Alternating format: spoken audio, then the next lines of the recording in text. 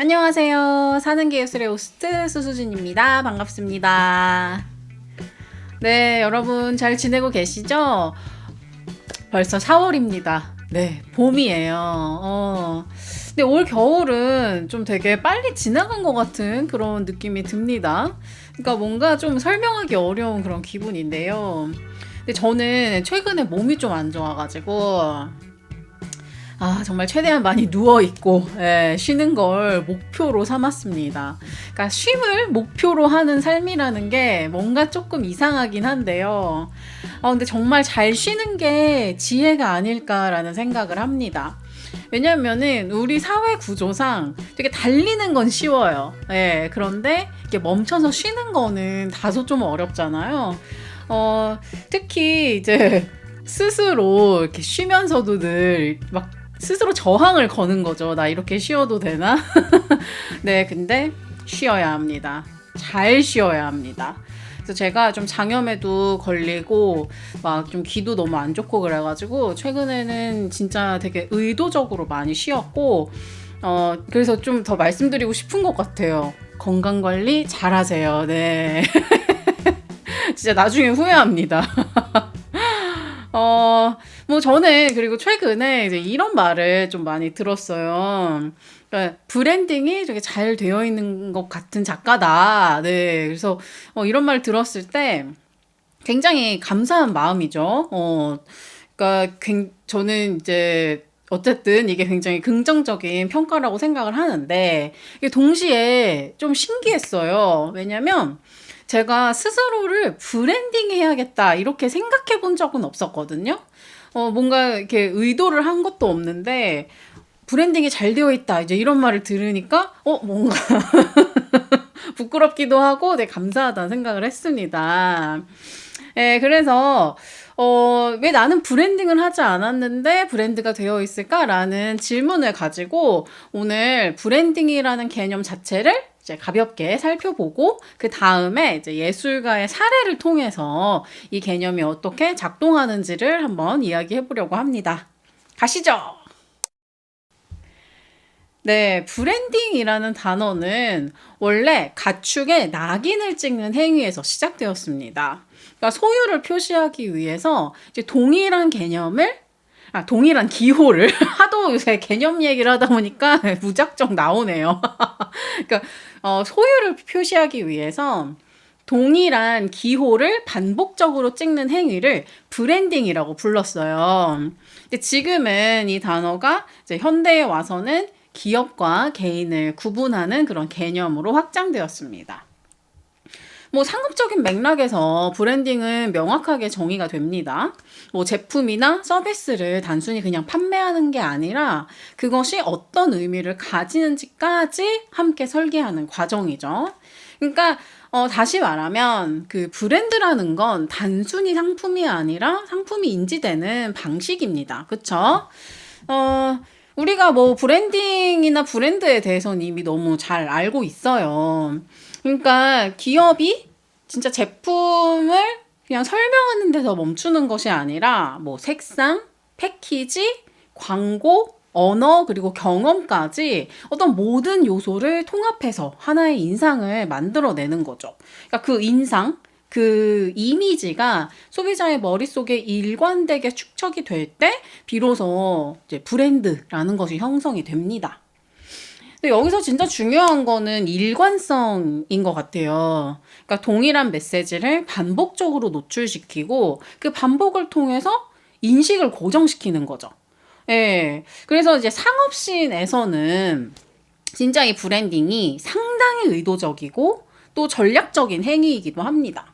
그러니까 어떤 이미지를 만들 것인지, 어떤 감정을 연상시킬 것인지, 그러니까 어떤 고객을 타겟으로 할 것인지가 모두 사전에 설계가 됩니다. 이 방식이 뭐 너무 유효하죠. 진짜. 이게 어떻게 보면은 이제 단순히 이제는 상업뿐만이 아니라 개인에게까지도 이렇게 흘러오는 상황이니까요.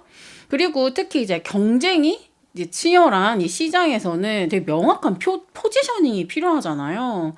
그래서 브랜딩이 모르겠어요. 요새는 진짜 선택이 아니라 약간 필수다 이렇게 말할 정도가 된 것 같아요.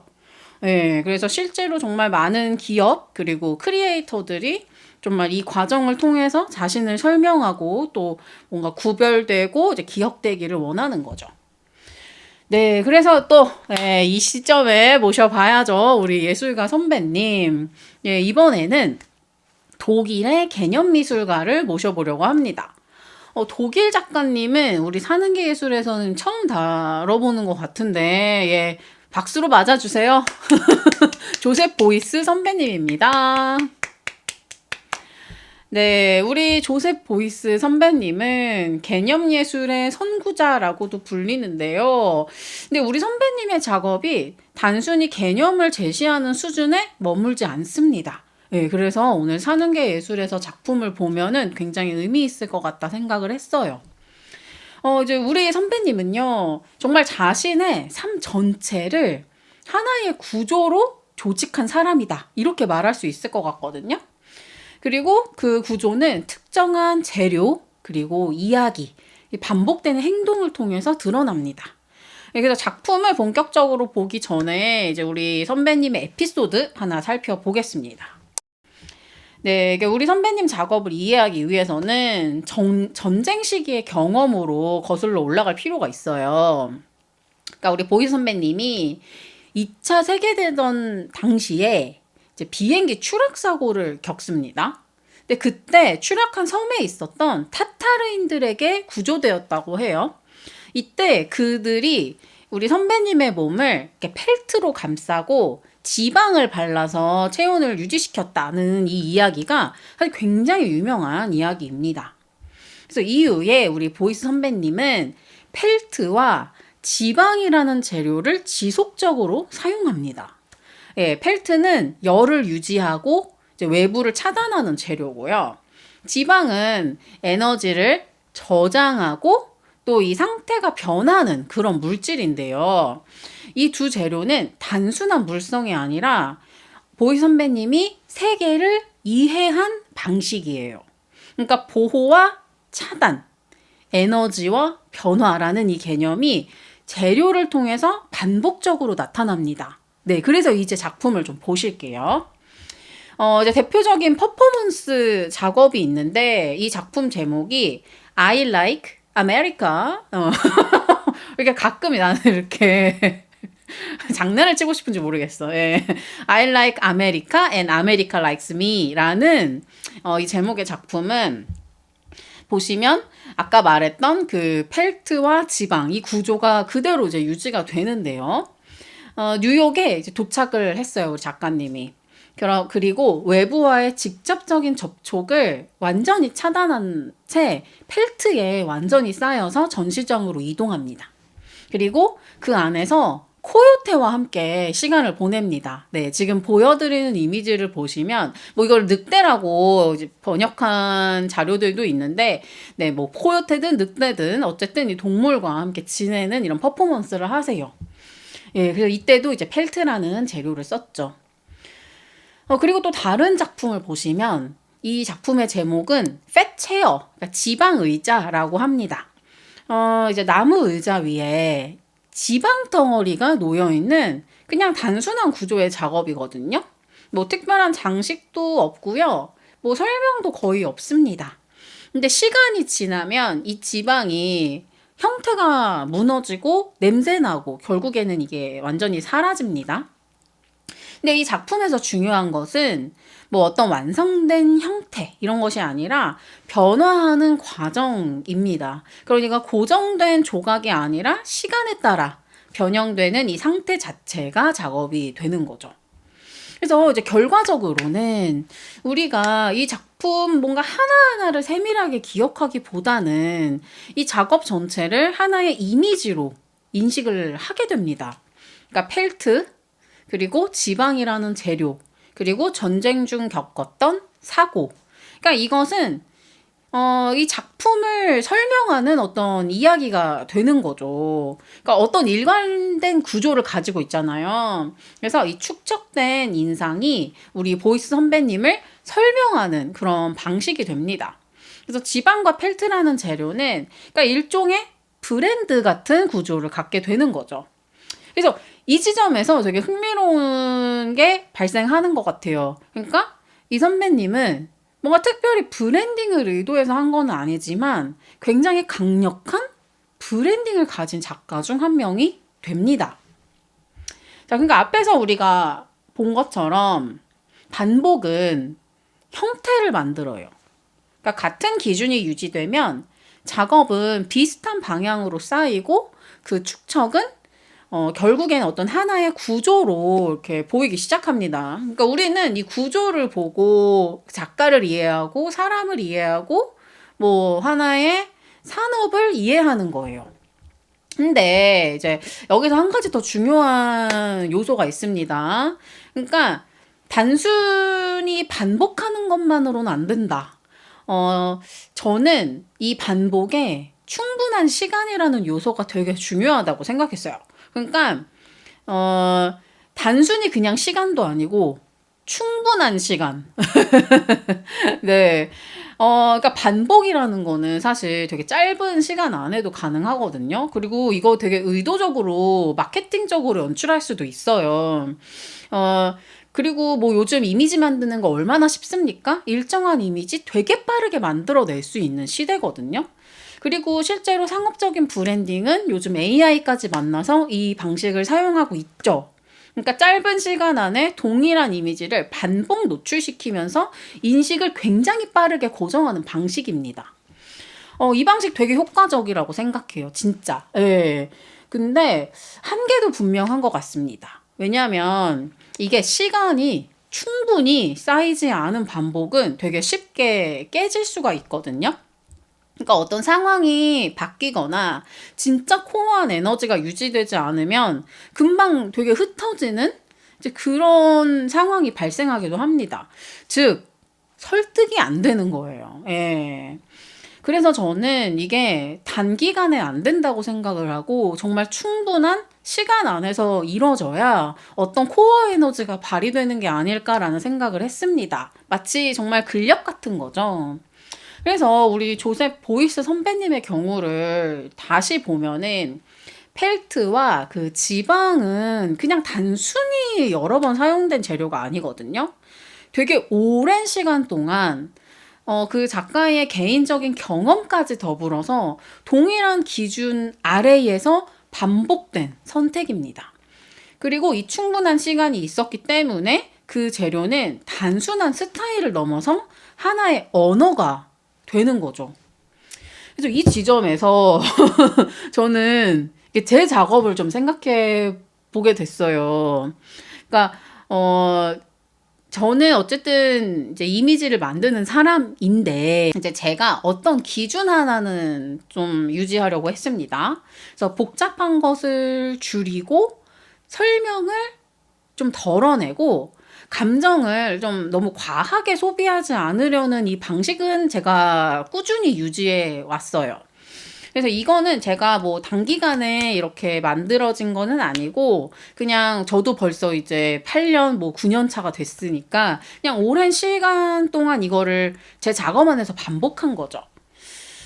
그러니까 동일한 기준을 가지고 작업을 했다 이렇게 말씀을 드릴 수 있을 것 같네요. 그래서 less makes things better라는 이 문장이 있는데 이제 제가 만든 거거든요. 이제 less is more를 제가 제 언어로 조금 더 만들어서 이 적은 것이 모두를 이롭게 한다라는 이 메시지 안에서 늘 창작을 하고 있습니다. 그래서 LMTB 앞글자를 줄이면은 이게 LMTB가 되는데 이제 그걸 통해서 제가 뭐 지류 상품도 판매하고 뭐 저의 작품을 보여드리기도 하죠. 네. 그래서 좀 정리하면은 좀 이렇게 말할 수 있을 것 같아요. 그러니까 브랜드는 반복의 결과이자 시간의 축적이다. 네, 그러니까 브랜드가 되기 위해서는 시간이 필요합니다. 예. 그리고 그 이제 충분한 시간 동안 이제 기준이 유지되는 게 참 중요한 것 같습니다.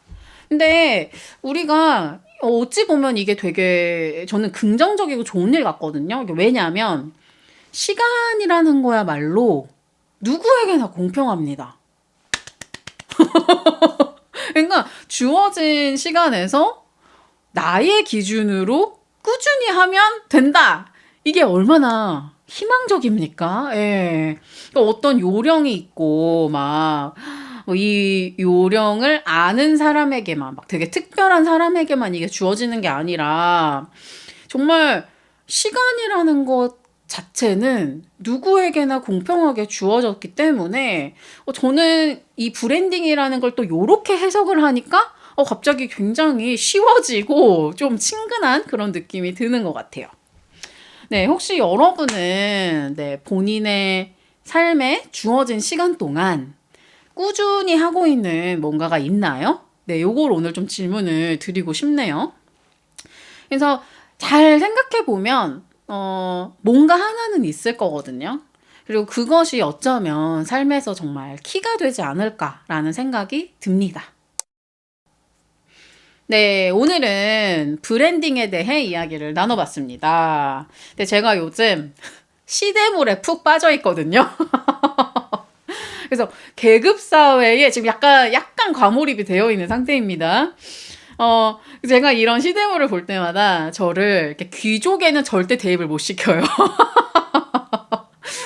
저는 늘 무슨 생각을 하냐면, 와, 진짜 내가 저때 태어났으면 마국간에서 평생 일하다가 그냥 끝났겠다. 막 이런 생각 하거든요. 뭐 실제로도 저희 진짜 친할아버지가 농부셨고, 제가 또 흑수저 대표 주자 아니겠어요? 근데 우리가 진짜 이런 수저 계급은 좀, 그러니까 농담으로 한단 말이죠. 농담으로도 이렇게 하는데, 지금 제가 보는 그 작품 안에서는 이게 법적으로 신분제가 있었던 거니까, 진짜 너무, 진짜 고달파요. 지금의 저는 어쨌든 그래도 자유민 아니겠습니까? 예. 그래서 되게 계급 때문에 제가 막 좌절하고 막 저의 혈통이 문제되고 막 이런 건 아니다 보니까 요즘 좀 되게 감사한 나날을 보내고 있고요. 네. 그래서 지금 네, 이 민주주의 사회에 너무 감사합니다. I love you. 그래서 어쨌든 네, 오늘 우리가 이제 브랜딩이라는 개념을 다루면서도 시간 그리고 꾸준함이라는 이제 키워드를 이제 연결해서 봤단 말이죠. 그래서 정말 누구나 할 수 있는 영역이고 내가 특별히 이걸 의도하지 않아도 할 수 있다 생각하니까 네, 오늘은 왠지 좀 희망적이고 즐거운 에피소드가 아니었나 싶습니다.